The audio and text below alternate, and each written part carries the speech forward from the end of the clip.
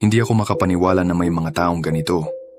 Noong 1897, inaangkin ng mga taong bayan ng Green Olive, Oklahoma, na nakakita sila ng isang lalaki na triple ang laki ng sinumang tao na pumapasok at lumabas sa kakahuyan na nakapalibot sa bayan. Isang grupo ng mga lalaki ang nagalit sa posibleng banta na lumusob sa kakahuyan para hanapin ang inaakalang higante.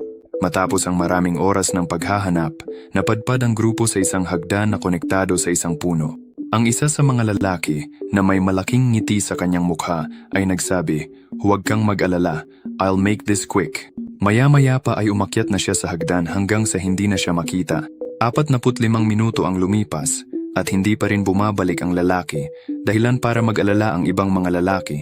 Isa-isang naglaho ang bawat lalaki matapos tangkaying umakyat sa hagdan hanggang sa isang lalaki na lang ang natira. Kahit na takot ay umakyat ang huling natitirang lalaki sa hagdan na nakakabit sa dambuhalang puno. Matapos ang halos isang oras na pag-akyat, narating ng lalaki ang tuktok at sa kanyang pagtataka, may isang magandang tahanan sa tuktok ng puno na may isang higanting pinto sa harapan. Ang takot na lalaki ay dahan-dahang naglakad patungo sa pintuan at nang may nanginginig na mga kamay, binuksan ito. Nagulat siya nang makita niya ang kanyang mga kaibigan na nakaupo sa paligid ng isang mesa na naglalaro ng poker kasama ang higante. Tumingin ang higante sa lalaki at sinabing, "Hello, I'm Tiny Tim."